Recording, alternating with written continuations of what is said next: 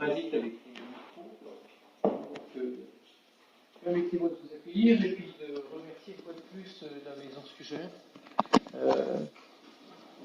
Grâce à Jean-Luc Racine en particulier, nous sommes assez souvent accueillis ici et la plupart du temps pour des événements qui, comme aujourd'hui, ont trait à l'Asie du Sud et en particulier donc aujourd'hui à l'Inde.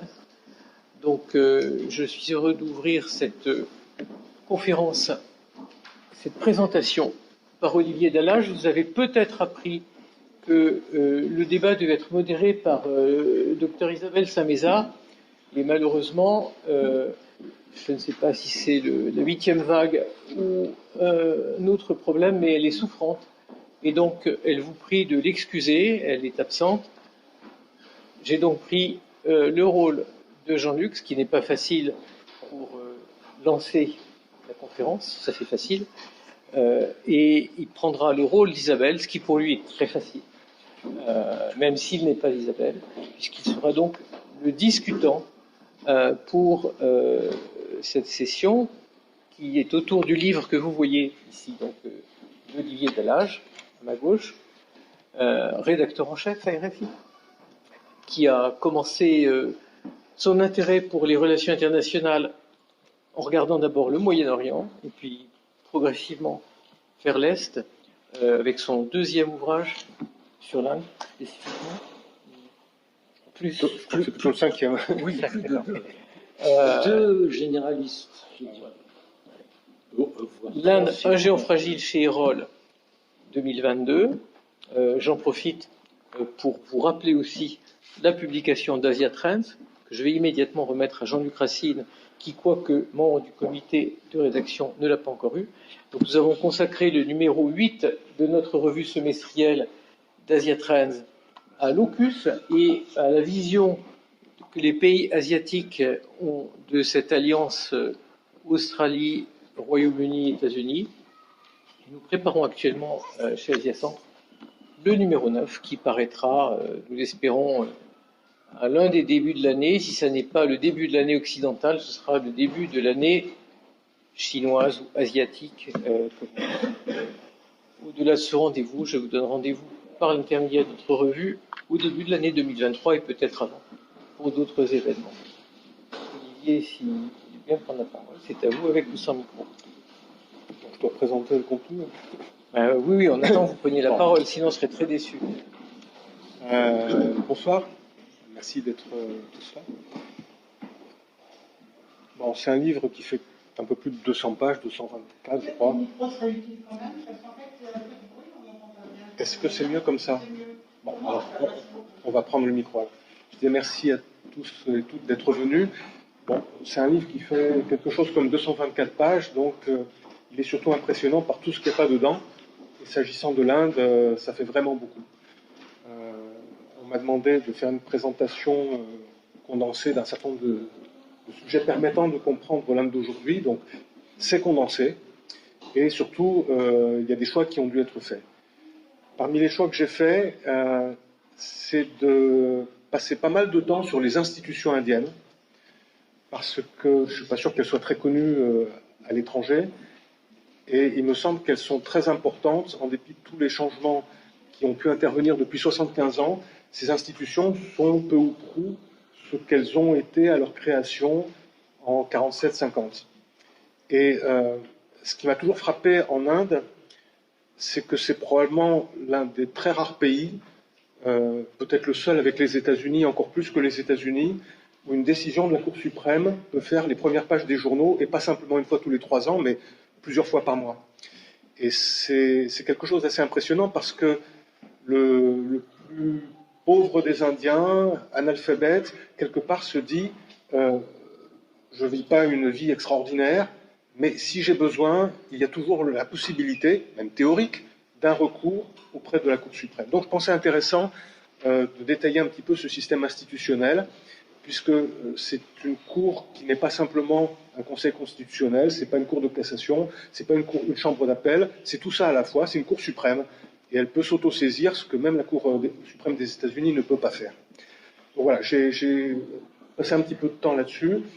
Après, la difficulté était d'éviter de dupliquer ce qui existe déjà. Il y a de très bons livres qui présentent l'Inde contemporaine.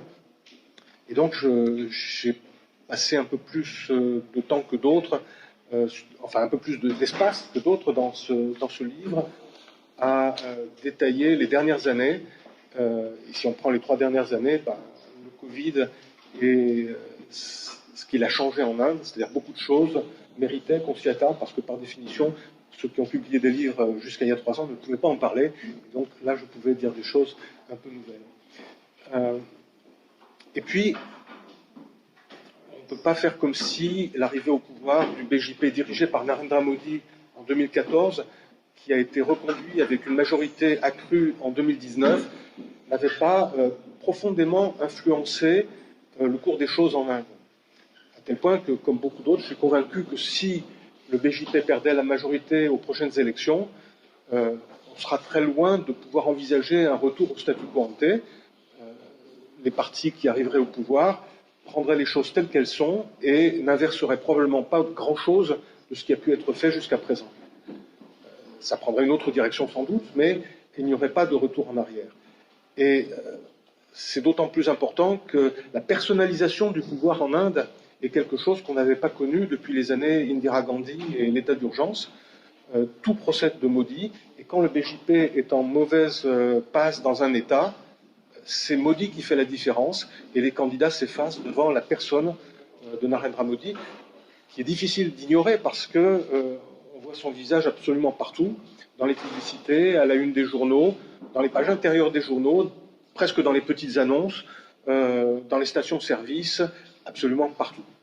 Et donc, voilà, ça caractérise l'époque, et son influence sur les décisions qui sont prises est évidemment considérable.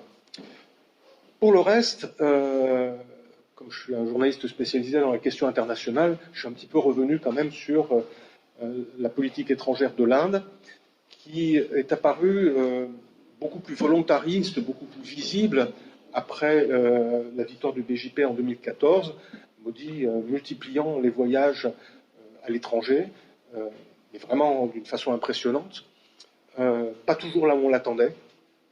Beaucoup de gens pensaient que juste après son élection, il se rendrait en Israël. Il a attendu très longtemps pour s'y rendre, et avant ça, il est allé en Arabie Saoudite, en Iran, aux Émirats Arabes Unis, plusieurs fois, au Qatar, en Oman, bref, partout où des pays musulmans pouvaient se désolidariser du Pakistan, ce qui était évidemment le but poursuivi et qui a assez bien marché. Et ce qui est quand même frappant, spécialement avec le recul que nous donne aujourd'hui 8 ans de pouvoir, c'est que la rupture avec les décennies précédentes n'est pas si impressionnante que ça. Au point qu'on pourrait légitimement se demander si le Parti du Congrès étant resté au pouvoir ces 8 dernières années, il aurait agi de façon profondément différente face aux différentes crises internationales, et on pense à la plus récente, la guerre russo-ukrainienne. Moi, je pense que, bien entendu, il y a des nuances, mais je crois aussi qu'en dépit du fait que le gouvernement actuel fait tout ce qu'il peut pour se dissocier de l'héritage de Jawaharlal Nehru, il y a une certaine continuité, peut-être pas dans les motivations, mais en tout cas dans les actions, et on le voit avec le refus obstiné jusqu'à présent de l'Inde de prendre position dans la guerre russo-ukrainienne et la multiplication des abstentions au Conseil de sécurité. Voilà, on pourrait continuer assez longtemps, mais c'est la courte présentation qu'on m'avait demandé de faire, et je m'arrête là. Je vais peut-être prendre le micro. Non, garde-le parce que tu vas répondre. Merci à tous d'être là, de remplir la salle. J'espère qu'il reste 2 places là-bas. C'est avec plaisir qu'on reçoit Olivier Dallage avec donc cet ouvrage « L'Inde, un géant fragile ». C'est un titre qui peut surprendre certains, pas forcément les spécialistes. Il est paru il y a quelques mois à Berlin une étude de Christian Wagner, qui est un des indianistes allemands les plus réputés, qui s'appelle, c'était une étude en anglais, India's Rise on Feet of Clay. Donc les interrogations sur d'un côté l'aspiration de l'Inde à devenir une grande puissance et les paramètres qui peuvent soit faciliter, soit poser problème à cette ambition, méritent évidemment d'être pris en compte. Donc, dans cette rencontre d'aujourd'hui, on a justement voulu aller au-delà de la diversité du livre, parce que Olivier n'a pas souligné, par exemple, il y a tout un chapitre sur l'économie indienne, tout un chapitre sur l'histoire, comment on passe des Indes à l'Inde, etc. Or, tous ces paramètres, en réalité, évidemment, contribuent à définir la politique étrangère, et c'est dans cet esprit, finalement, qu'un certain nombre de questions peuvent être posées.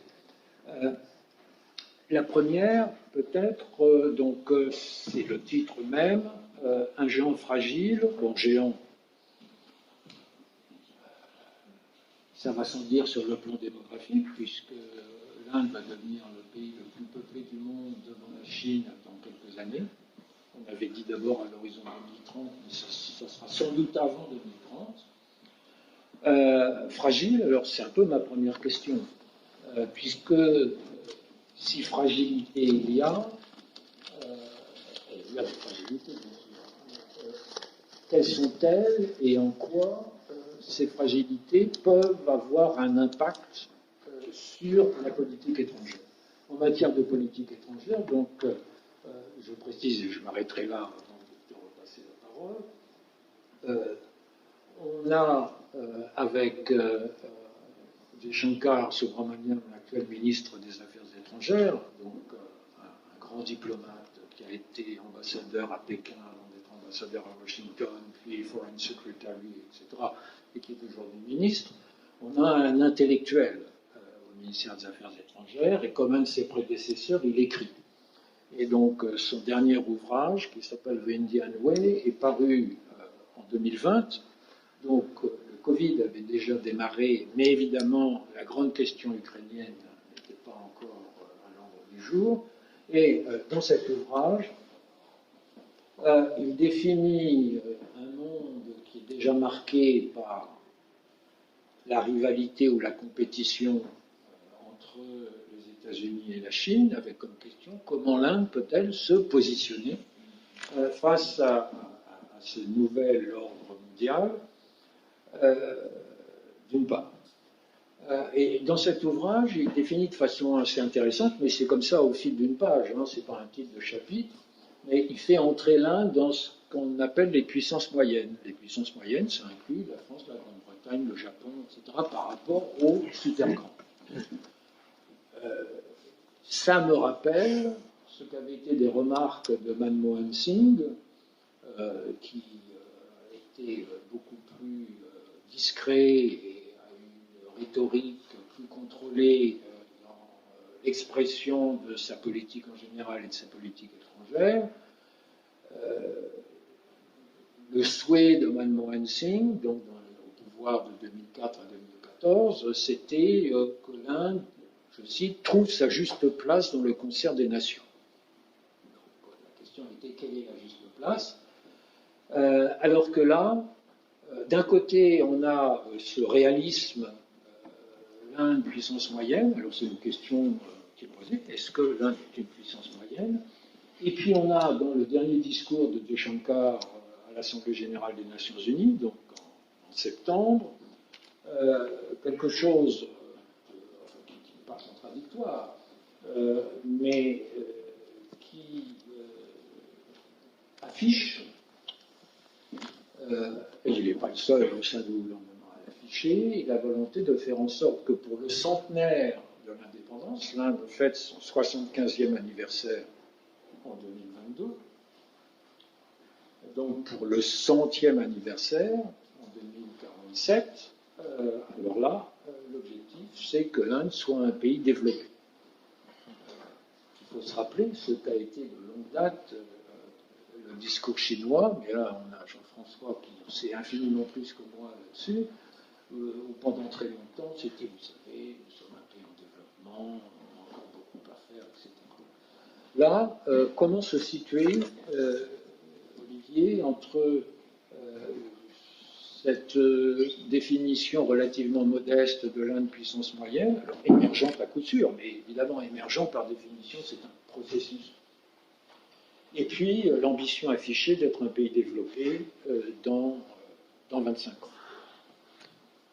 Je dirais que la phrase où il décrit l'Inde comme une puissance moyenne, c'est un accès de modestie au milieu quand même de proclamations qui sont beaucoup plus ambitieuses.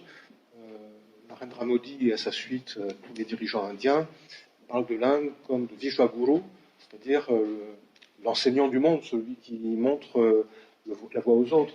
Et au début de la crise du Covid, à Davos, Narendra Modi disait que l'Inde donnait l'exemple de ce qu'il fallait faire. Ça, c'était en 2020. Puis l'année d'après, il allait offrir les vaccins au monde entier. Ça, c'était avant que ce qu'on appelait à l'époque le variant indien, puis plus tard le variant Delta, crée une situation telle en Inde même qu'ils ne soient plus en situation d'exporter quoi que ce soit. Et donc, ceux qui attendaient le vaccin produit au Serum Institute of India à l'étranger en ont été pour leurs frais. Donc, il y a quand même une volonté affirmée, et même, je dirais, le discours de Jaishankar à l'international a évolué entre ce réalisme et une affirmation beaucoup plus, comment je pourrais dire, vantarde serait pas très aimable, mais en tout cas sûr de soi.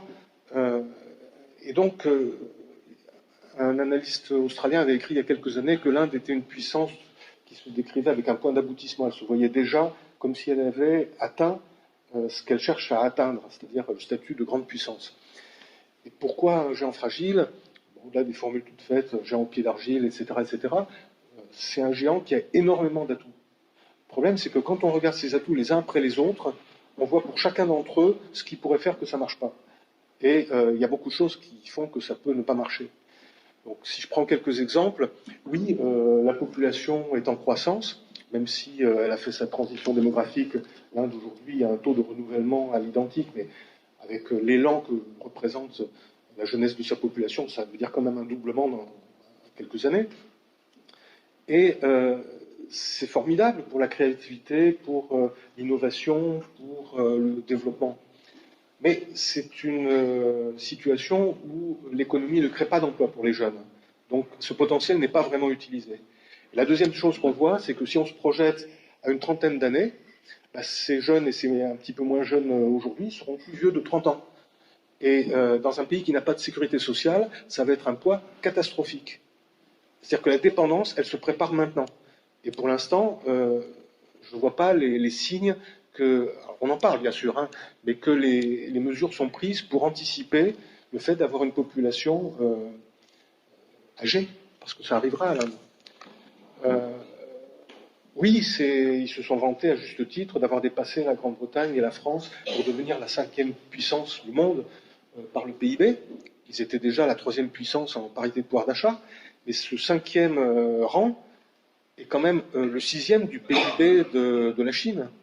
Et c'est-à-dire que quand on voit les moyens, et on en vient maintenant à la question militaire, c'est la 2e armée du monde par ses effectifs, et le budget, je crois, représente 2,4% du PIB, c'est énorme. Mais le budget militaire est absorbé dans une... je ne sais plus les chiffres en tête, je crois que c'est à peu près la moitié, peut-être même plus, par les charges liées aux retraites des militaires. Alors donc ils ont fait une espèce de CDD pour militaires qui coûtent moins cher, on les emploie pendant 3-4 ans, puis après on les rend sur le marché du travail sans que l'État ait le moindre engagement à leur égard. Ça a créé évidemment une crise politique. Et on pourrait continuer indéfiniment. Oui, ils ont des usines extrêmement performantes dans certains domaines, mais quand une usine n'a pas les autoroutes qui permettent d'évacuer, enfin les livraisons, ou d'ailleurs les entrées de produits nécessaires, et quand il y a des coupures d'électricité intempestives, ça limite les capacités. Donc voilà, pour toutes ces raisons et quelques autres, oui, c'est un géant avec un potentiel énorme, mais sur chaque route, il y a des obstacles, et c'est un petit peu cette contradiction permanente que j'ai essayé de relever. Merci. Donc ce préambule me paraissait nécessaire, hein, parce qu'évidemment, on ne peut pas concevoir une analyse d'une politique étrangère sans prendre en compte les facteurs internes. Je rajoute, hein, par rapport à ce qui a été dit, c'est en 2019 que l'Inde a dépassé en PIB le Royaume-Uni et la France, les trois étaient vraiment dans un mouchoir de poche. Le problème, c'est que si on prend un autre indice, qui est l'indice de développement humain, là, l'Inde n'est plus 5e, mais 132e. Donc,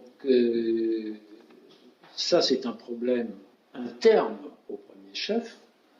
Et la rhétorique ne suffit pas à résoudre la question. Mais en même temps, bien sûr, et d'une certaine façon, la situation russe nous en donne un exemple. On voit que l'activisme stratégique ou l'activisme géopolitique d'un pays n'est pas absolument dicté par l'état de son économie ou par l'état de son bien-être social. Alors, ceci étant, venons-en véritablement à la politique étrangère. Alors, je ne vais pas sortir toutes mes questions d'un coup, mais quelles sont les priorités ou en deux étapes. Il y a d'un côté la question générale, quelle est la ligne directrice de la politique étrangère. Donc là, on est dans la sémantique, on a parlé pendant longtemps d'autonomie stratégique. Aujourd'hui, la formule à la mode, c'est multi-alignement. En ce qui me concerne, je considère que ce concept, qui n'est pas un concept du BJP, le BJP a emprunté, ce qui est bizarre, à Shashi Tharoor, qui l'a inventé il y a 15 ou 20 ans. Pour moi, par définition, un multi-alignement, c'est un oxymore. Si on est multi-aligné, on n'est pas aligné. Il faut savoir. Mais ça veut dire quoi que cette formule soit mise en avant? Est-ce que c'est une façon de ne pas redire nous sommes en réalité non alignés, de la même façon que Nehru était non aligné entre les grandes puissances du moment? Et là, dont il a été rappelé qu'aujourd'hui, la ligne du mouvement nationaliste hindou, c'est de mettre Nehru dans les poubelles de l'histoire. Nehru est à peine un véritable Indien parce qu'il est beaucoup trop anglicisé. On a des textes là-dessus, hein. C'est pas moi qui donne une interprétation. Mais au-delà de ça, qu'est-ce qui peut être dit donc sur ces grands axes, autonomie stratégique, non-alignement, multi-alignement, et deuxième question, ce grand axe, enfin cette ligne directrice, sur quels axes majeurs elle se déploie, c'est-à-dire quelles sont les priorités en matière de politique étrangère. Donc, on sait, c'est la formule, le voisinage d'abord, neighboring first. Qu'est-ce qui se passe là-dessus? Et après, on pourra en venir à une analyse soit globale, soit sectorielle des relations entre l'Inde et les divers grands acteurs du monde contemporain. Mais sur la ligne directrice d'un côté et sur les priorités, quelle est l'analyse à mettre en avant? Ça se situe à plusieurs niveaux. Au plan des relations classiques, diplomatiques, sécuriser l'environnement immédiat, donc se tourner vers les voisins, ça ne donne pas toujours de très bons résultats, et isoler un de ses voisins, qui est le Pakistan. Là, ça a davantage marché, en s'appuyant sur les pays arabes et l'Iran, et l'Afghanistan avant l'arrivée des talibans. Et c'est là qu'on voit quand même que les discours idéologiques nationalistes hindous, en fait, cèdent rapidement la place à un certain pragmatisme, du cynisme ou de l'opportunisme, comme vous voudrez. Mais en fait, quand on voit que les nationalistes hindous font ami-ami avec le président des Émirats arabes unis, avec le prince Mohammed Salman, avec le président Raïssi d'Iran, on se rend bien compte qu'on a laissé l'idéologie au vestiaire et qu'on raisonne en pure politique, enfin pure géopolitique, quoi, des intérêts bien compris. Ce qui est plus compliqué, c'est la Chine, parce qu'évidemment, c'est un plus gros morceau. On ne peut pas isoler la Chine, on peut essayer de la contenir. Et de ce point de vue-là, il est très important de développer des rapports étroits avec le Japon, l'Australie, les États-Unis, c'est le fameux Quad, le dialogue quadrilatéral, mais aussi avec la France, qui a une marine de guerre significative dans l'océan Indien. Et depuis 2008, il y a des exercices communs avec les Français. Au début, c'était dans la Corne de l'Afrique. Et maintenant, dans son livre, G. Shankar rend hommage à plusieurs reprises à l'autonomie stratégique dont sait faire preuve la France. Donc, il y a le même langage qui est employé, et puis il parle d'un partenaire stratégique.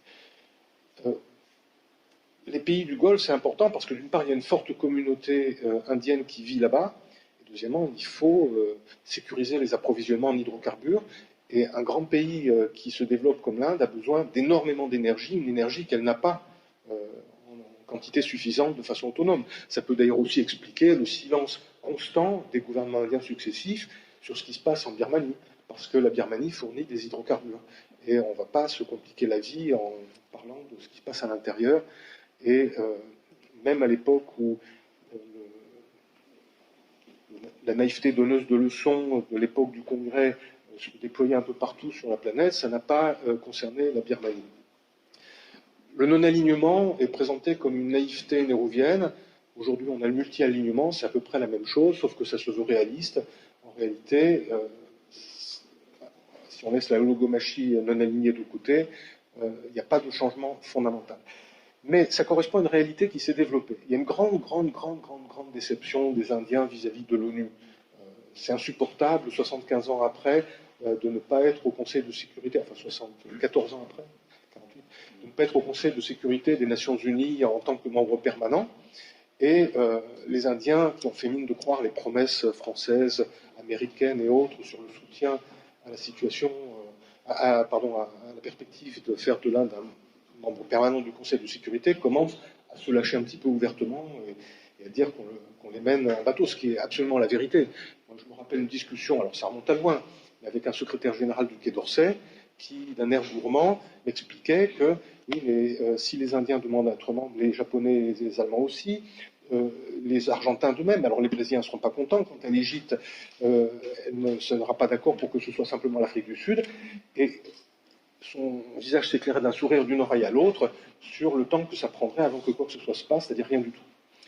Et les Indiens le savent très bien. Et donc, faute de pouvoir être influents comme ils le souhaiteraient au sein des Nations Unies, ils jettent leur dévolu sur toute une série d'organisations régionales ou multilatérales non régionales. Alors, ça peut être les BRICS, qui n'ont en commun que de vouloir rejeter l'ordre international qui a été mis en place à la fin de la Seconde Guerre mondiale. Et moi, je me rappelle avoir entendu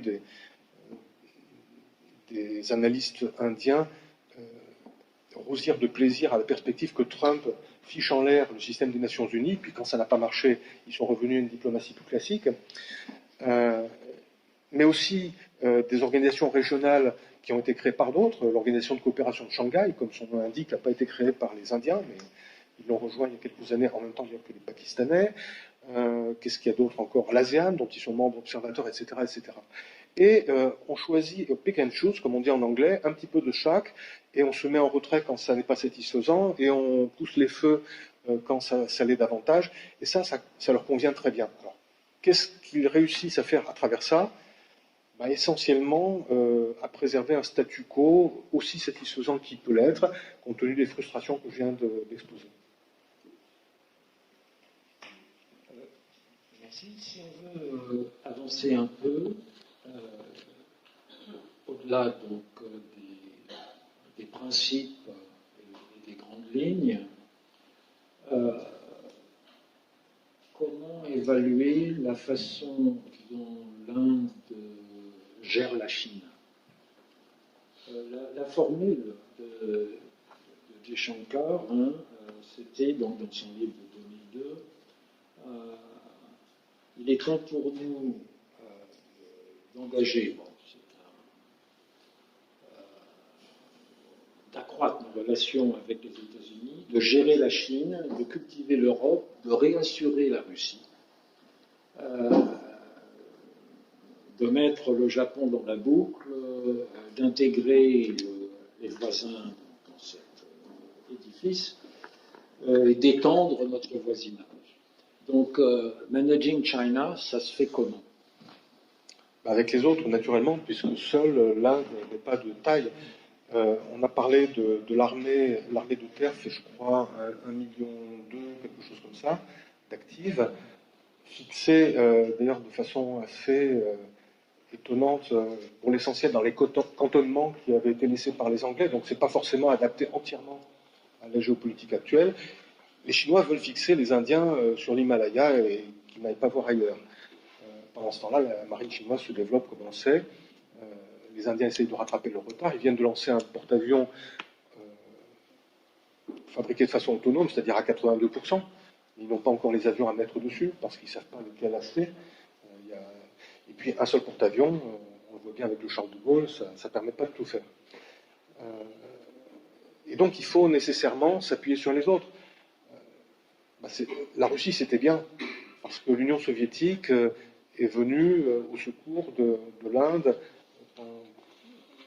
face au Pakistan soutenu par la Chine en 65. En 62, je ne dirais pas que l'URSS est venu au secours de l'Inde, mais a quand même pesé diplomatiquement pour limiter la catastrophe. Le problème, c'est qu'aujourd'hui, la Russie, elle est prise dans sa guerre en Ukraine, ce qui diminue son influence, et surtout, ça la met dans les mains des Chinois. Donc c'est absolument catastrophique pour l'Inde. Donc il faut s'appuyer sur les États-Unis, les pays européens, l'Australie, le Japon, et ceci sans pour autant aller jusqu'à l'alliance militaire, puisque c'est un mot absolument tabou et contraire à la doctrine assez largement partagée, tant au sein de l'armée que du ministère des Affaires étrangères. Quant à la situation frontalière, la frontière n'a jamais été acceptée par la Chine, et ils ont testé les limites ces derniers temps, en allant carrément sur les territoires qui étaient considérés comme indiens, en tout cas par les Indiens. Il y a des photos satellites pour le prouver, mais le gouvernement actuel ne veut pas le reconnaître, alors qu'il n'avait pas de mots assez durs jusqu'à il y a quelques années pour dénoncer la faiblesse des gouvernements du Congrès face à la Chine. Aujourd'hui, ils se retrouvent dans la même situation, mais à l'envers. Est-ce que, justement, cette nécessité, d'une certaine façon, de jouer sur tous les tableaux, l'autonomie stratégique, en fait, c'est ça. Comment analyser la relation avec les États-Unis? Parce que, évidemment, c'est ce que Jaishankar disait, pour nous, le problème, c'est comment nous positionner face à la rivalité croissante entre Américains et Chinois, dans un monde où, et ça c'est plutôt bien vu à Delhi, la multipolarité progresse et le multilatéralisme s'affaiblit. Le multilatéralisme étant donc la volonté de prendre le maximum de pays en compte pour avancer sur telle ou telle ligne. Comment définir la relation avec Washington en matière de politique étrangère, mais évidemment, avec les États-Unis, ce n'est pas simplement une matière de politique étrangère, puisqu'il y a aussi le rôle de la diaspora, qui est très important, la diaspora indienne aux États-Unis. Il y a plusieurs niveaux. Il y a le niveau politique, le niveau militaire et le niveau humain. Sur le plan humain, je dirais que depuis maintenant facilement une vingtaine d'années, et même davantage, ça ne pose plus vraiment de problème à la plupart des Indiens d'avoir des relations normales, je dirais, avec les États-Unis, et même des relations amicales. C'est-à-dire que la logomochie anti-américaine existe toujours dans certains milieux, mais elle ne pénètre pas véritablement. Alors, sur le plan militaire, il est clair que l'Inde ne peut pas faire sans les États-Unis. Ce qui les embête, c'est que d'abord, ils sont encore largement dépendants du matériel soviétique et russe, parce que même si les achats d'armement se font aujourd'hui davantage auprès des Américains, des Israéliens ou des Français, ils ont encore beaucoup de matériel et même des achats en cours, sauf que les Russes ne sont plus en mesure de fournir ni la maintenance, ni les munitions. Et en plus, il y a quand même de grosses interrogations sur les performances de la doctrine et du matériel russe quand on voit ce qui se passe en Ukraine. Donc ça fait évidemment réfléchir les militaires, mais on ne peut pas changer ça du jour au lendemain. L'autre chose qui embête les Indiens, c'est que les Américains ont la mauvaise habitude, de leur point de vue, de mettre des conditions politiques à la vente d'armes. Et puis ils peuvent changer ces conditions en cours de route si le Congrès en décide ainsi. Alors que d'autres ne mettent pas des conditions de nature politique. C'est par exemple le cas de la France, qui est prête à vendre sans regarder de trop près des contre-indications de nature politique. Mais bon, la France toute seule, et même les Allemands ou les Britanniques, ne peuvent pas compenser une absence qui viendrait des États-Unis. Et donc, oui, ce multi-alignement se traduit aussi par des achats multi-alignés auprès de différents pays, sans renoncer à ce qui, jusqu'à présent, fait l'essentiel des matériels de l'armée indienne, c'est-à-dire matériel russe. Diplomatiquement, eh bien, on noue des liens aussi étroits que possible avec toutes ces organisations multilatérales ou plurilatérales dont je parlais tout à l'heure, et puis aussi des relations bilatérales avec le Japon, avec Singapour, avec le Vietnam. Très important, le Vietnam. Et c'est là qu'il y a des choses assez surprenantes. C'est-à-dire que l'Inde d'Indira Gandhi soutenait le Vietnam contre l'Amérique de Nixon, et le Vietnam lui en a été extrêmement reconnaissant. Et aujourd'hui, le Vietnam, qui est toujours dirigé par un parti communiste, mais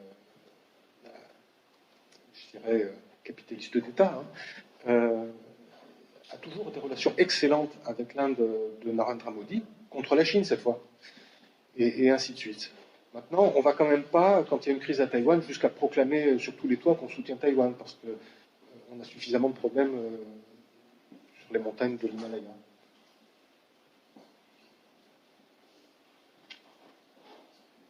Si on se rapproche des frontières indiennes, au-delà des frontières chinoises, quid de la politique vis-à-vis du Pakistan?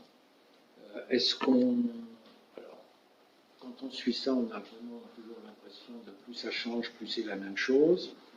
Il y a des variantes, mais les grands paramètres ne semblent pas du tout bouger. Est-ce qu'on peut aller un peu au-delà de cette première impression, et qu'est-ce que ça signifie pour l'Inde, et en particulier pour une Inde dirigée par un parti nationaliste hindou qui est aujourd'hui véritablement hégémonique. Pas simplement parce que, comme il a été dit,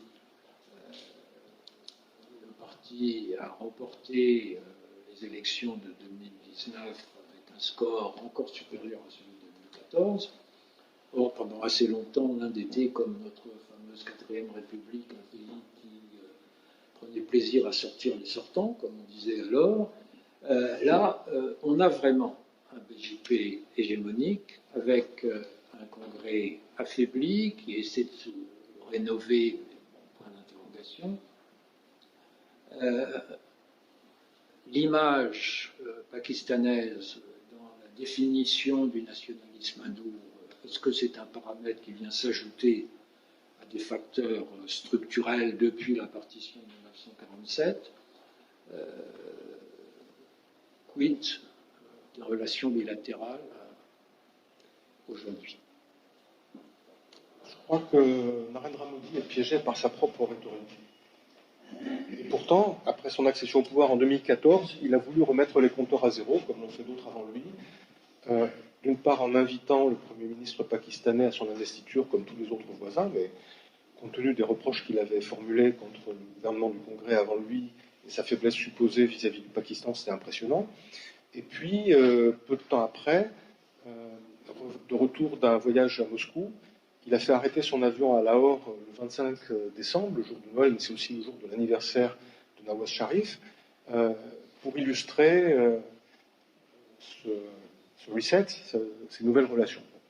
Puis il y a eu des attaques, des infiltrations à travers la frontière qui ont fait des victimes en Inde, et Modi ne pouvait pas ne pas montrer la force qu'il était censé incarner comparée aux faiblesses du gouvernement du Congrès. Et depuis, la rhétorique est très violemment anti-pakistanaise, pas simplement au niveau politique, mais dans les médias et sur les réseaux sociaux. Et il faut quand même, pour moi, c'est un paramètre absolument essentiel pour comprendre ce qui se passe actuellement, voir le poids des chaînes d'information en continu qui sont surexcitées, alors, vous avez sur un écran non pas 4 ou 5 personnes, mais vous avez 15 vignettes de gens qui attendent de pouvoir parler et qui se font engueuler par l'animateur, chacun hurlant plus fort que l'autre. Et pour une personne qui prêche le calme, vous en avez 14 qui hurlent à la mort. Donc, je dis tout ça parce que quand il y a eu cette tragédie, ces inondations catastrophiques au Pakistan, il y a quelques semaines, Narendra Modi a fait un tweet exprimant sa compassion pour la population pakistanaise.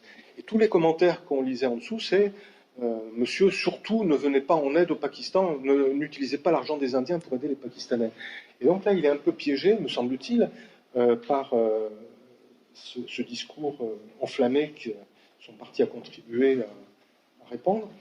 Et l'Inde a beaucoup de mal à appréhender les tentatives actuelles du Pakistan de renouer avec les États-Unis.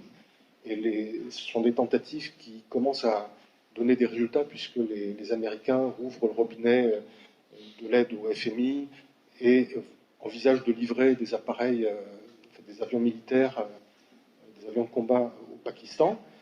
Jaishankar, quand il était aux États-Unis dans la foulée de l'Assemblée générale des Nations unies, a tenu des propos assez acerbes vis-à-vis des Américains. En fait, il ne peut pas faire grand-chose. Et ce matin, je lisais un article de l'un des meilleurs analystes indiens, Happymon Jacob, qui disait qu'il faudrait que l'Inde arrête d'être obnubilée par le Pakistan et se préoccupe un petit peu davantage de la Chine. Et je crois qu'en effet, il y a une surestimation. Je ne dis pas que le Pakistan ne pose pas de problème à l'Inde, attention. Bien sûr qu'il y a des problèmes. Mais par rapport aux défis que représente la Chine, il y a peut-être un investissement émotionnel et intellectuel trop grand en Inde en ce qui concerne le Pakistan. Mais les deux sont liés. L'appui chinois au Pakistan, le corridor économique sino-pakistanais, je n'entre pas dans les origines des armes nucléaires, où c'est un peu compliqué, c'est pas seulement la Chine. Est-ce que ce triangle nucléarisé, précisément, centré géographiquement sur le Cachemire, qui est dans la conception indienne, en partie occupé par les Pakistanais et en partie occupé par les Chinois, est-ce que l'axe Pékin-Islamabad perturbe profondément ce que pourraient être des tentatives de normalisation des relations entre l'Inde et le Pakistan, des tentatives dont on parle toujours et qu'on ne voit jamais fructifier? Il y a le fameux back channel qui a fonctionné, qui existe toujours, un peu comme un clignotant. Quelquefois ça marche, quelquefois ça marche pas. Entre l'Inde et le Pakistan, il semble qu'il soit réactivé actuellement, notamment entre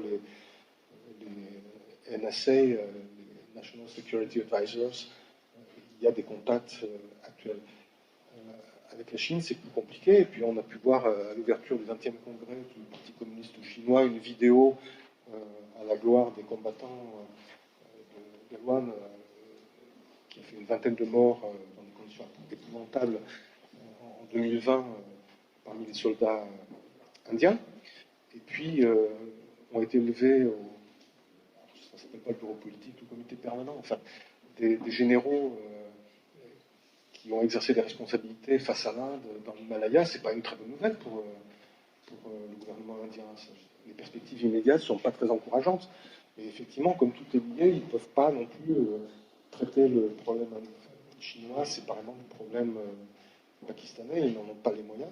C'est pour ça qu'une des obsessions de l'armée indienne, de l'armée de l'air en particulier, c'est d'être capable de résister sur deux fronts si la guerre devait se déclencher. Pour le moment, je ne crois pas que les conditions soient remplies. Si vous me permettez, juste pour rebondir avant de donner la parole aux personnes qui voudraient poser des questions à nos deux orateurs, vous avez contesté ce terme effectivement étrange de multi-alignement de Shachitaro. Est-ce que chercher à tracer des lignes de partage entre ces différents acteurs qui sont très loin de nous, c'est pas une vision qui est assez contraire finalement aux acteurs internationaux qu'on trouve dans cette partie du monde où les lignes de partage peuvent changer au gré des situations? C'est bien sûr le grand débat entre ce qu'on appelle le campisme, c'est-à-dire que si on est dans le camp de l'un, on n'est pas dans le camp de l'autre, et la plus grande ouverture et la plus grande flexibilité qu'on a vu justement dans les positions de l'Inde au moment du vote sur l'Ukraine, mais qu'on voit aussi avec un pied bien sûr dans le Quad et puis un pied dans l'organisation de Shanghai qui est quand même explicitement une alternative potentielle à un ordre mondial ancien, même si on voit bien les difficultés de l'organisation de Shanghai pour supplanter l'ordre mondial ancien. En fait, est-ce que l'Inde n'est pas en avance sur nous, d'une certaine façon, de la même façon que la Chine est en avance sur nous, ou en tout cas tente d'être en avance sur nous, pour un ordre mondial qui serait plus du tout fondé sur des camps délimités, mais sur une flexibilité fondée sur l'opportunisme? C'est très certainement ce qu'ils pensent et ce qu'ils aimeraient partager. Moi, j'ai toujours été frappé par ce que je trouve être une dissymétrie dans la politique étrangère indienne. Alors, je vais prendre une image. Vous voyez le drapeau indien. Au milieu, il y a la roue d'Ashok. En fait, si on prend une roue de bicyclette, ça marche aussi. Hein. Vous avez les rayons qui partent dans toutes les directions et qui, à part l'endroit où ils se retrouvent, c'est-à-dire au milieu, c'est-à-dire l'Inde, ne se croisent jamais. Et donc l'Inde veut avoir les meilleures relations possibles avec la plupart des pays de la planète, y compris quand ces pays sont eux-mêmes en conflit les uns avec les autres. Et ça marche assez bien. C'est ainsi que les dirigeants indiens peuvent aller tour à tour en Iran, en Israël, en Arabie Saoudite et aux Émirats Arabes Unis, sans qu'aucun de ces pays ne reproche à l'Inde d'avoir de bonnes relations avec les autres. Mais dans l'autre sens, ça ne marche pas. C'est-à-dire que autant l'Inde n'accepte pas qu'on mette en question, qu'un pays A mette en question ses bonnes relations avec un pays B, autant l'Inde juge les relations de tous les pays avec lesquels elle en a à l'aune des relations que ce pays-là peut avoir ou pas avec le Pakistan. Et là, on arrive quand même à un petit blocage qui limite cette conception novatrice ou alternative des rapports internationaux qui serait celle de l'Inde. Bon, ben on va inventer le concept de multi-alignement asymétrique. Certainement des questions, si tu permets, Jean-Luc, parmi les participants. Oui, moi j'ai une petite question sur les systèmes d'éducation en Inde. On connaît des élites qui sont à l'étranger. Ma première question, est-ce qu'il y a autant de gens brillants à l'intérieur? En informatique, on sait qu'il y a des sites qui sont très bien, dans d'autres domaines aussi. Et sinon, le système éducatif de base, c'est-à-dire l'école élémentaire, lycée, etc. Alors, il y a une élite extrêmement éduquée en Inde, que ce soit dans la fonction publique, avec des concours extrêmement sélectifs et élitaires, ou des écoles d'ingénieurs. Ce qui est intéressant, c'est que tout ça a été créé à l'époque de Nehru, et qui produisent où il y a également des universités, des collèges, comme ils disent, qui sont dirigés par des congrégations religieuses chrétiennes. Et pour des raisons personnelles, je connais assez bien les gens qui sont issus de ce qu'on appelle l'université, le collège Cathedral à Bombay. Vous avez Zubin Mehta, le chef d'orchestre, vous avez Ratan Tata, vous avez des cancérologues américains d'origine indienne de haute réputation, vous avez plein de gens, et ils se connaissent tous, et c'est un réseau qui marche. Mais à côté de ça, vous avez une école publique notoirement sous-financée, où les élèves répètent par cœur ce que l'instituteur ou l'institutrice leur dicte. Et vous avez, comme le système public ne permet pas de répondre à tous les besoins, vous avez des boîtes à bac privées qui seraient à côté et qui ne sont pas toutes loin de là de la qualité des organismes dont je viens de parler, qui sont pour partie publique, pour partie privée. Et donc oui, il y a un sous-financement de l'éducation, alors même que vous avez des filières d'excellence qui sont indiscutables et qui peuvent rivaliser avec les meilleurs du monde entier. Pardon ? Le taux d'alphabétisation, c'est comment? Alors je l'ai dans une page ici, je ne le connais pas par cœur, il est surtout très inégal d'un État à l'autre. Dans des États comme le Tamil Nadu, le Kerala, il est à des niveaux comparables à ceux qu'on peut connaître en Europe. Dans d'autres grands États du Nord, il est beaucoup plus bas.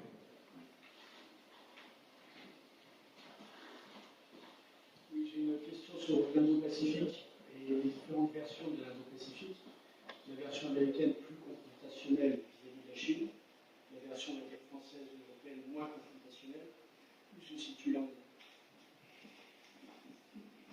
l'Inde aimerait bien que la confrontation tourne en sa faveur sans avoir à rentrer dans la confrontation. C'est une pirouette. C'est une pirouette, mais je trouve que, enfin, sauf si c'est un avis différent, ça rend assez compte. Encore une fois, le tigre indien montre ses dents, mais quand on risque d'avoir à s'affronter trop directement, on reste un petit peu en arrière. Et quand la bataille a lieu, bah, comme on l'a vu à plusieurs reprises dans l'Himalaya, ça tourne généralement pas en faveur de l'Inde, même si politiquement après, la Chine n'a pas non plus intérêt, enfin, c'est ça mieux que moi, à ce que ça devienne une guerre chaude. Donc, après avoir donné une leçon, comme ils disent dans d'autres circonstances, ils se retirent en partie, mais ils ne rendent pas tout. Et donc l'Inde souhaiterait beaucoup que les autres fassent le travail pour son compte, sans avoir à apparaître comme une nation guerrière. Néanmoins, les questions posées par l'état de préparation de l'armée indienne sont de plus en plus des sujets qui sont discutés publiquement dans les journaux, dans les académies et dans les débats universitaires. Oui, je voudrais simplement rajouter un point. Alors, ça touche à l'Indo-Pacifique, mais ça va aussi au-delà de l'Indo-Pacifique, mais ça touche essentiellement à l'Indo-Pacifique dans les relations avec les États-Unis. Il a été dit et répété à juste titre qu'il n'est pas question d'avoir des alliances en bonne et due forme, et l'Inde est toujours très précautionneuse vis-à-vis de Pékin de ne pas apparaître comme voulant faire partie d'une alliance anti-chinoise, même si et les Chinois et les Russes considèrent que le concept d'Indo-Pacifique est un concept fondamentalement anti-chinois. C'est-à-dire que les Chinois continuent à parler du Pacifique ou de l'Asie orientale, etc. Mais ce qu'on ne voit pas bien toujours, c'est comment, au fil de la dernière décennie ou même un peu moins, l'Inde et les États-Unis ont multiplié les accords militaires discrets, enfin discrets. Ça ne fait pas les premières pages des journaux, ce n'est pas non plus secret, qui visent à renforcer les capacités indiennes en matière de renseignement, de technologie des renseignements, mais aussi à faire en sorte que les armements indiens soient de plus en plus connectables, si j'ose dire, avec les systèmes militaires américains. On a comme ça une série de ces trois accords principaux qui ont été donc signés au fil des dernières années.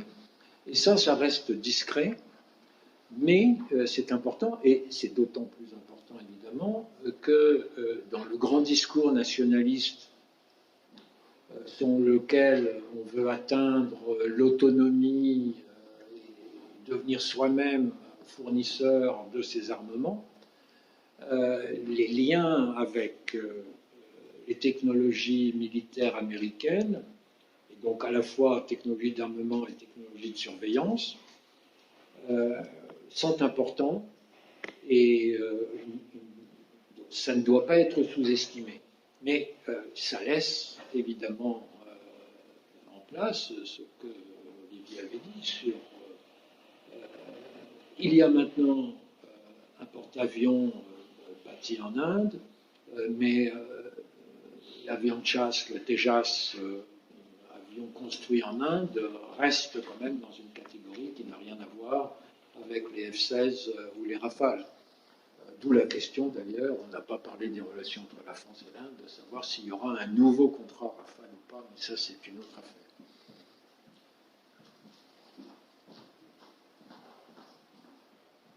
Oui, merci beaucoup.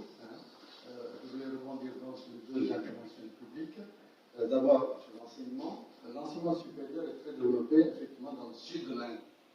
Bon, je reviens là-bas, donc je fais une remarque, une ligne de partage, puisque vous avez parlé de ligne de partage, une ligne de partage en Inde même, c'est la ligne de partage de Krishna. Krishna Sundarbhadra, au nord de l'Inde, c'est totalement différent. On regarde vers le nord-ouest, on est dans le sud, on regarde vers le sud-est, de l'est. Donc, deuxième petite remarque aussi, au point de vue de la question, monsieur, Indo-Pacifique. Voilà, effectivement, je rejoins cette idée-là parce que l'Inde 75 ans maintenant, depuis l'indépendance, mais jusqu'à maintenant, regardez surtout vers le nord-ouest. C'est pour ça qu'elle a perdu la Birmanie, elle a perdu la Malaisie, vous avez cité les pays du Golfe, mais en Asie du Sud-Est, il y a beaucoup de Tamouls, beaucoup d'Indiens, de Bengalais, de Telugus, etc. En Singapour, en Malaisie, elle n'a pas su en tirer profit. Ce qui fait que la Birmanie a été perdue, je dis bien perdue pour l'Inde, face à la Chine. Donc pendant longtemps, la politique internationale de l'Inde était dirigée vers, encore une fois, vers l'ouest et vers le nord, ce qui est dommage. Maintenant, deux remarques générales dans lesquelles je vais répondre. On pense toujours que l'Inde est une grande démocratie quand on compare au Pakistan, où il y a également quelques élections libres, et la Chine. Mais l'Inde elle-même, ce n'est pas une démocratie. Parce que tous les observateurs, je me demande si aux élections générales, législatives ou même régionales, est-ce qu'il y a des observateurs internationaux qui regardent comment ça se passe. Parce qu'en fait, c'est une démocratie un peu biaisée. Je dirais biaisée, je ne peux pas dire, donner des détails, j'aimerais bien que les journalistes en parlent aussi, parce que, en fait, il y a beaucoup de corruption. Hein, on en parle pas souvent. Donc, effectivement, quand France achète du matériel, comme vient de dire M. Racine, effectivement, il faut dire beaucoup de choses. Il ne faut pas cacher certaines choses, certaines vérités qui font que l'Inde est une mauvaise démocratie. Donc, j'aimerais bien que vous repreniez et vous expliquiez un petit peu, parce que vraiment, c'est une démocratie comme aux États-Unis, comme en France. D'ailleurs, je n'aime pas beaucoup, enfin, c'est pas bien de comparer l'Inde avec la France ou la Grande-Bretagne au point du PIB, parce que l'Inde, c'est une union fédérale. Il ne faut pas dire Inde, il faut dire Union indienne, tout comme l'Union européenne. J'aimerais bien qu'on comprenne bien qu'il y a beaucoup de cultures, par contre, c'est une diversité énorme. Au lieu de parler de l'Inde, on parle toujours de l'Union indienne. Merci beaucoup. Je pense quand même que les problèmes de la pratique démocratique indienne sont de plus en plus évoqués dans les journaux, ce qui ne plaît pas au gouvernement indien, qui consacre beaucoup d'énergie, par exemple, à essayer de décrédibiliser les différents indices publiés par des ONG. Tout dernièrement, il y a eu Oxfam, qui, il y a quelques jours, a situé, c'était l'indice de pauvreté,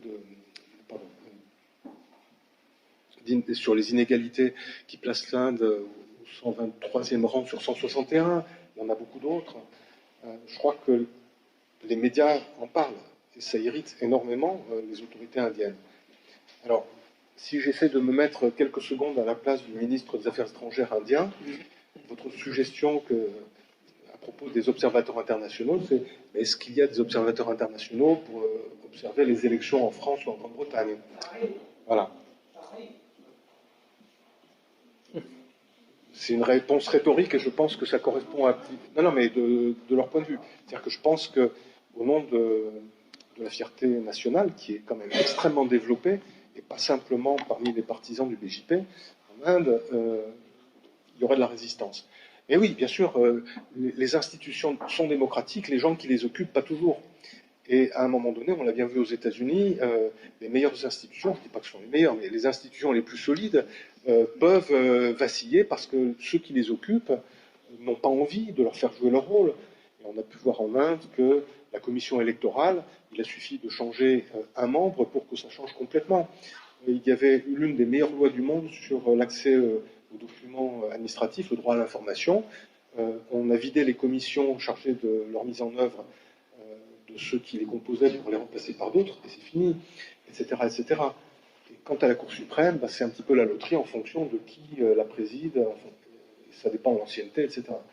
On a bien vu que d'un président de Cour suprême à l'autre, les décisions et le rôle que pouvait jouer cette Cour suprême changeaient du tout au tout. Donc le côté imparfait de la démocratie de l'Union indienne, je reprends votre expression, que j'utilise moi-même assez souvent, puisqu'effectivement, c'est ce que prévoit. Alors, il faudrait être plus complet, parce que la Constitution dit India, that is Bharat. Donc, les deux mots figurent dans le préambule de la Constitution. Mais bon, c'est l'Union indienne, c'est un pays fédéral, et c'est un fédéralisme qui peine parfois à vivre, parce que tout simplement les tensions sont vives entre les États quand ils sont d'opposition, et le centre, comme on appelle le pouvoir fédéral. Alors que, bien entendu, quand c'est le même parti qui est au pouvoir dans le centre et dans les États, il il y a davantage de fluidité et de moyens aussi. Maintenant, si vous voulez dire que l'Inde, en général, n'occupe pas la place qu'elle devrait dans les médias, je suis assez d'accord. C'est un expert qui parle. Moi, je voulais simplement dire qu'on se gargarise en disant que c'est une démocratie indienne, ensuite on met entre guillemets, mais en fait, on sait bien que ce n'est pas une démocratie. On sait bien, parce qu'il y a beaucoup comment dirais-je, de fraude. Beaucoup de fraude. On pourrait en parler pendant 15 minutes. Vous le savez aussi, mais on n'en parle pas. On n'en parle pas, malheureusement. Alors, on dit toujours démocratie indienne, et puis on rigole un petit peu en mettant c'est-à-dire qu'on doute un petit peu, mais on n'ose pas les dire. On n'ose pas les dire. Pourquoi? C'est le travail des journalistes. D'accord. Merci beaucoup.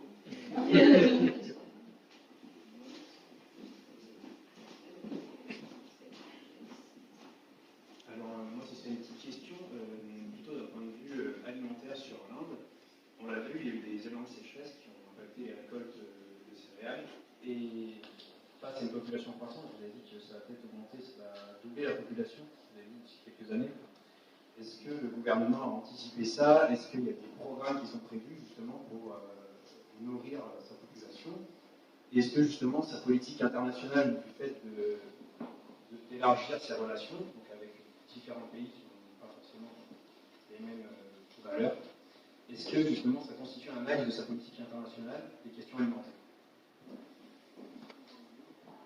Depuis les années catastrophiques du milieu des années 60, il y a beaucoup de choses qui ont été faites pour mettre un terme aux famines. Alors, il y a beaucoup de malnutrition en Inde.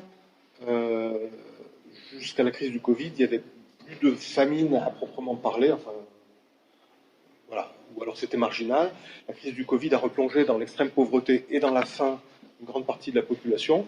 Cela étant, sauf erreur de ma part, l'Inde était exportatrice nette de blé et de riz jusqu'à ces 2 ou 3 dernières années. Et là, cette année, la mousson a été plutôt bonne, donc ça devrait revenir à un étiage satisfaisant. Maintenant, c'est intéressant de voir que trois lois sur l'agriculture qui sont passées sans débat au Parlement en 2019 ont provoqué de très vives et très longues manifestations des 2019 ou 2020, j'ai un doute. Ça a duré un an. Oui, ça a duré un an. Ça s'est arrêté avec Je le sais Covid. plus. Oui, c'est ça. Ça a provoqué une très vive résistance des agriculteurs qui ont obligé le gouvernement à retirer les lois alors même qu'elles avaient été votées. Il n'y a pas tellement d'exemples d'une opposition qui donne des résultats.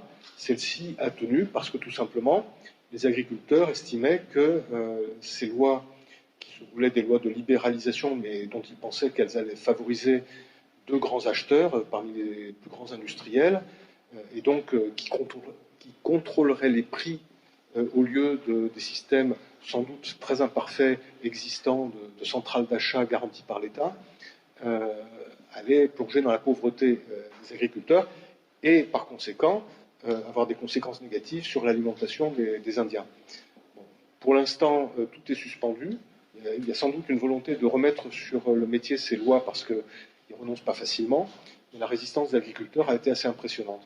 Et donc, pour résumer, je pense que la question alimentaire indienne est tout à fait préoccupante en ce sens qu'il y a de la malnutrition, mais il n'y a pas de famine à proprement parler.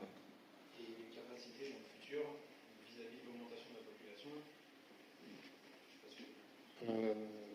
Je ne suis pas capable de répondre à ça. Je suis certain qu'ils prennent ça en considération, mais je ne serais pas honnête si je disais que je suis certain que 100%, 75%, 200% des besoins alimentaires seront satisfaits.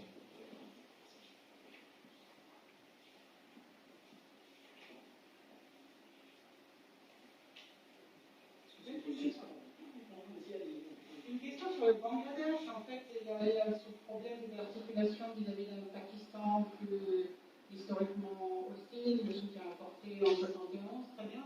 Et malgré tout, une pression continue sur le Bangladesh, fermeture des frontières avec les localités, quelques morts de temps en temps aussi. Et donc, la menace de voir une partie de la population de l'Assam d'origine bangladaise ou supposée d'origine bangladaise être poussée de force au Bangladesh, c'est-à-dire là, ils ont du problème Rohingya, c'est-à-dire Birmanie. Il faut bien que vous disiez comment vous voyez ça, parce que les Bangladais aussi cherchent à avoir une relation multi-alignée ou multi-non-alignée, avec les Russes, avec les Chinois, avec leurs voisins, des pays de l'ASEAN. Et la relation avec l'Inde est toujours très ambiguë, avec des choses aussi au sein de la relation Bengale, Bengale de l'Ouest, Bengale de l'Est, en Bangladesh, plus exactement. M. Modi parviendra toujours à projeter une image très constructive. Sa politique anti-musulmane ne l'est pas non plus. Quel est votre sentiment? C'est complexe parce qu'il y a plein de contradictions et de mouvements dans les deux sens. Peu après son arrivée au pouvoir, Narendra Modi a signé avec la présidente du Bangladesh un accord de rectification de frontières qui prévoit des échanges de territoires, des poches hindous en territoire bangladais et des poches musulmanes en territoire indien. C'est un accord qui avait été négocié et conclu du temps de Manmohan Singh, mais qui n'avait pas pu être voté par le Parlement du fait de la double opposition du BJP et aussi du parti au pouvoir au Bengale occidental. Arrivé au pouvoir, Narendra Modi a présenté comme une victoire diplomatique cet accord frontalier. Et ce qui est frappant, c'est qu'en dépit de tout ce que vous avez rappelé, les rapports diplomatiques entre l'Inde et le Bangladesh sont globalement plutôt bons si on compare avec les autres pays voisins. Il y a une sorte de besoin réciproque. Alors, ça ne veut pas dire que dans l'opinion publique, l'image de l'Inde est toujours excellente, mais au niveau des gouvernements, il y a la volonté de surmonter les difficultés qui sont effectivement extrêmement nombreuses. Alors oui, les Rohingyas, que les Birmans considèrent comme des... Enfin, les Birmans bouddhistes considèrent comme des Bangladais, sont rejetés aussi par les autorités indiennes, sont considérés comme des terroristes potentiels. Le Bangladesh n'en veut pas véritablement non plus. Donc oui, il y a ces barrières qui ont été érigées notamment entre Bengale occidental et le Bangladesh. Mais moi, je suis quand même plutôt frappé du fait que si on prend tous les États qui environnent l'Inde, le Bangladesh est celui qui est le plus compréhensif avec l'Inde dirigée par les nationalistes hindous, alors même que c'est un pays musulman. Oui.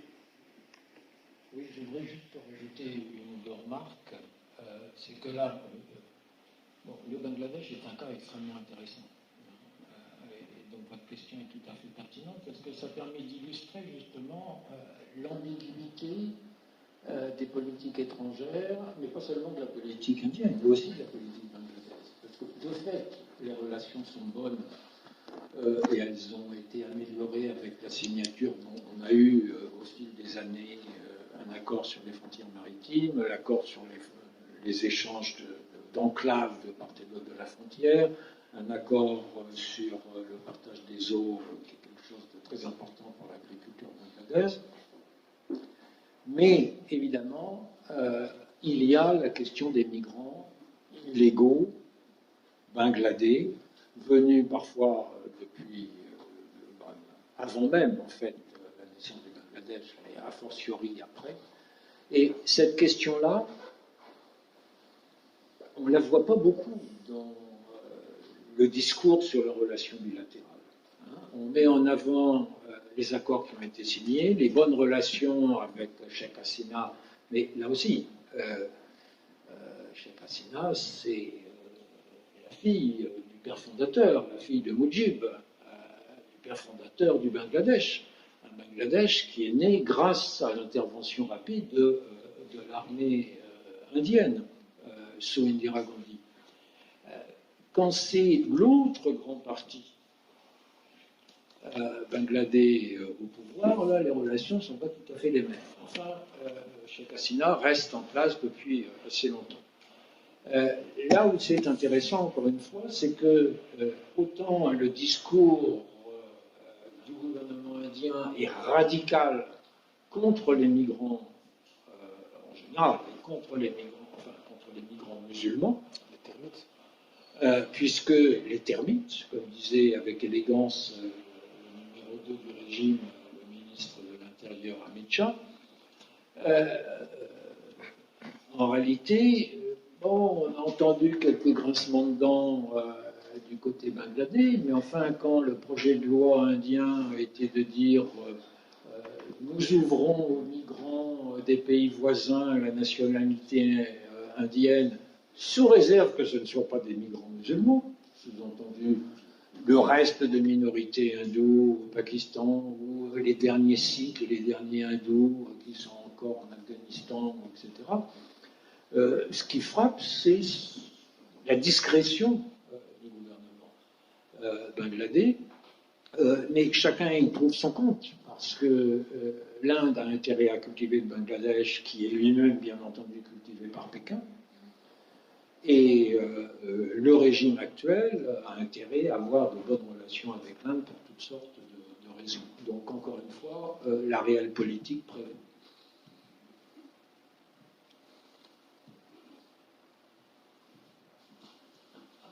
La question, est-ce que je peux poser une nouvelle question? Mais certes. Non, est-ce que la position de l'Inde a évolué un tant soit peu depuis le 24 février vis-à-vis de la Russie? Et deuxièmement, qu'est-ce qui pourrait l'amener à sortir de sa posture, on va dire, d'abstention de neutralité? Son premier point, elle a évolué très très légèrement, en ce sens que les exégètes de la pensée indienne insistent de plus en plus sur les termes qui figurent et ceux qui ne figurent pas dans les communiqués officiels, c'est-à-dire respect de l'intégrité, sous-entendu de l'Ukraine, mais ça n'est pas dit. Et on insiste beaucoup aussi sur le fait que, contrairement à ce qui s'était passé après l'annexion de la Crimée en 2014, où le secrétaire, Foreign Secretary, avait eu des mots pour exprimer sa compréhension pour les intérêts légitimes de la Russie, ces termes-là ne figurent pas dans tout ce qui a pu être publié depuis le 24 février. Pour le reste, bon, les propos tenus publiquement à Samarcande à la mi-septembre par Narendra Modi devant Poutine en disant que l'heure n'était pas à faire la guerre, c'est apparu quand même comme une prise de distance publique et inédite dans cette affaire-là. C'est pas aller beaucoup plus loin.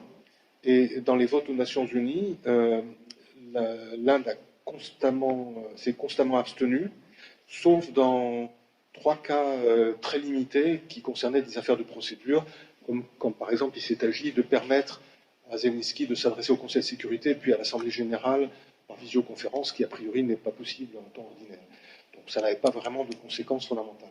Maintenant, on lit quand même de plus en plus des analyses dans les journaux indiens de la part d'universitaires ou de militaires à la retraite ou de diplomates à la retraite sur le fait que la position actuelle de l'Inde, à long terme, est difficilement tenable. Ils ne disent pas par quoi il faudrait la remplacer. Il y en a certains qui poussent clairement vers une évolution pro-occidentale, mais ils sont très minoritaires dans le discours public. Je me permets de rebondir parce que, évidemment, la question de la posture indienne sur l'Ukraine est très significative. Or, quand on observe ce qu'ont été les déclarations des diplomates indiens en poste à l'ONU, en poste à New York. Après, il y a les diplomates en poste à Genève pour la Commission des droits de l'homme. Ce qui est frappant, là, je regardais avant-hier la liste complète des déclarations au Conseil de sécurité, je n'ai pas eu le temps de regarder celle à l'Assemblée générale, et donc au Conseil de sécurité c'était important parce que l'Inde est en ce moment, mais ça va se terminer pour 2 ans, membre non permanent. La rhétorique ne bouge pas. Et elle tient en une formule régulière. On veut la paix par le dialogue et la diplomatie, et on appelle au cessez-le-feu. Ça pouvait se comprendre au début du conflit, mais quand on voit l'état des relations entre l'Ukraine et la Russie, aujourd'hui appelée à une négociation, ça ressort plus de la rhétorique que du réalisme. Mais ce qui est intéressant, c'est de voir comment ces arguments sont répétés. Alors, quel que soit, c'est répété quand il s'agit d'un vote important au Conseil de sécurité, mais il y a eu une vingtaine de réunions du Conseil de sécurité sur l'Ukraine. Il y a un endroit où l'Inde s'est distinguée, mais là encore, c'était tout à fait significatif, c'est quand il y a eu les massacres de Boucha. On a retrouvé les charniers. Et là, il y a eu un vote à l'ONU pour savoir s'il fallait faire une commission d'enquête. L'Inde a voté pour la commission d'enquête en se gardant bien, évidemment, d'évoquer la possibilité que les Russes soient derrière. Donc la neutralité est restée.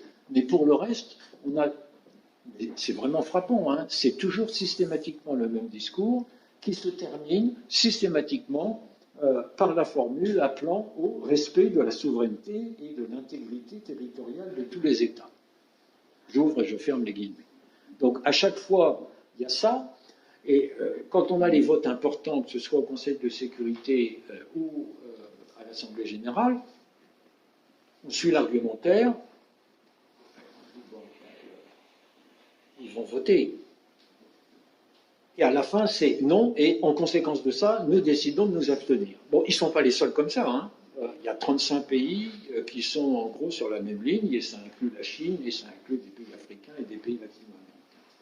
Mais là, vraiment, moi, par définition, évidemment, on peut se tromper, mais je doute que l'Inde modifie sensiblement sa position, à moins que les circonstances amènent à dire, bah, après tout, peut-être que maintenant on saute le pas parce qu'on y a avantage. Mais là, pour le moment, c'est vraiment une très bonne illustration de... Ce n'est pas les principes qui comptent, ou plus exactement, on réaffirme le principe, à savoir le respect indispensable de la souveraineté, mais sans jamais dire qu'il y a un pays qui a violé la souveraineté de l'autre. Donc, on cultive le principe, mais on finit par se retenir.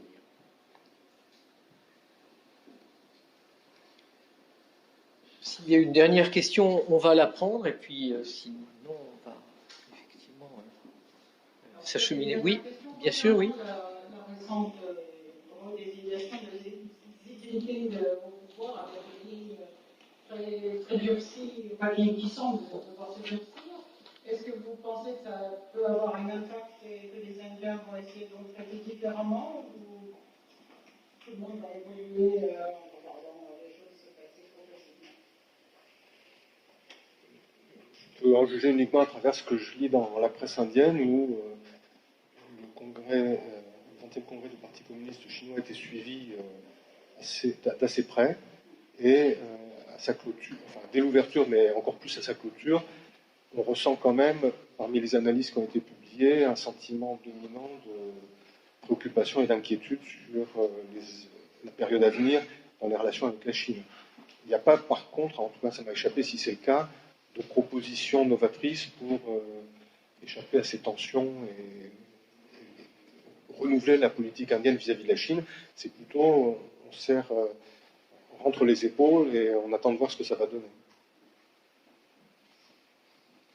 Je me permets de rajouter aussi une observation. D'une façon générale, on a un discours chinois à deux niveaux. C'est-à-dire qu'il y a ce qui se passe au sein du Congrès, et donc, le renforcement du pouvoir de Xi Jinping, et en même temps, sur le plan diplomatique, avec on dit qui monte dans la hiérarchie, le ministre des Affaires étrangères. L'autre volet du discours, c'est de dire mais nous avons des intérêts en commun, l'équilibre mondial, le sort du monde, j'en passe. On a des contentieux, mais on peut aussi avancer sur d'autres choses. Là, la réponse indienne de Jaishankar en particulier, puisque c'est son homologue, consiste à dire si on ne bouge pas sur la frontière, il nous sera difficile de bouger sur le reste. Mais en même temps, Alors c'est un peu intriguant, mais bon, c'est ça le jeu diplomatique, c'est codé, donc il faut connaître les codes et il ne faut pas prendre les mots au pied de la lettre.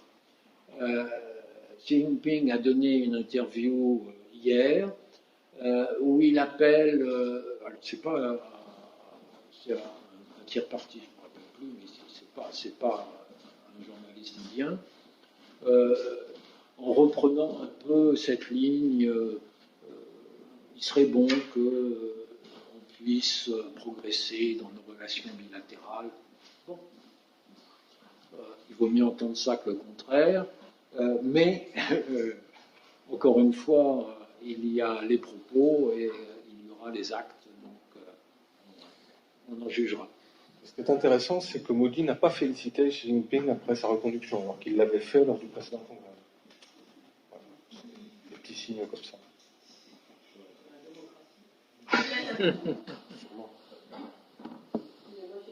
Oui, une dernière question, oui. Oui. Je reviens sur des problématiques plus domestiques, parce que ce qui m'a frappé, c'est que j'ai écouté l'interview d'avant-hier mardi sur la Chine, avec Jean-Pierre Télestan, et donc aujourd'hui sur l'Inde.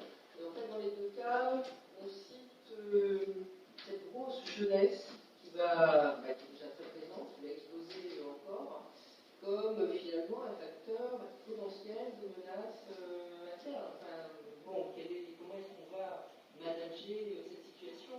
Donc je sais que vous n'êtes pas demain, mais en fait, comment voyez-vous les choses, je ne sais pas, dans 25 ans, est-ce que ce serait plus d'autoritarisme, plus de démocratie, ou plus de développement, et on met le terme développement entre guillemets, parce qu'on n'a pas le temps d'évoquer les différentes facettes, mais voilà. Il y a des virtualités, autant de portes qui peuvent être ouvertes ou fermées. Le problème, un des problèmes principaux de l'Inde actuellement, c'est que cette jeunesse qui arrive sur le marché du travail, dans une grande proportion, ne trouve pas à s'employer.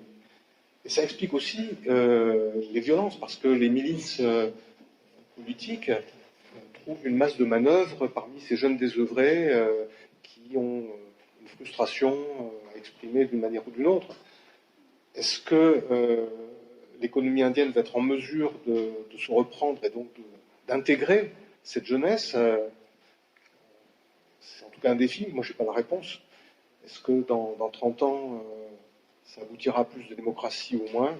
Comme vous l'avez dit, je ne suis pas devin. Je confirme.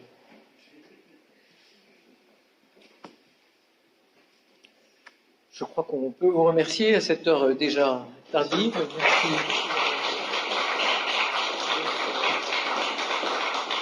Votre livre est disponible à la meilleure librairie, c'est probablement.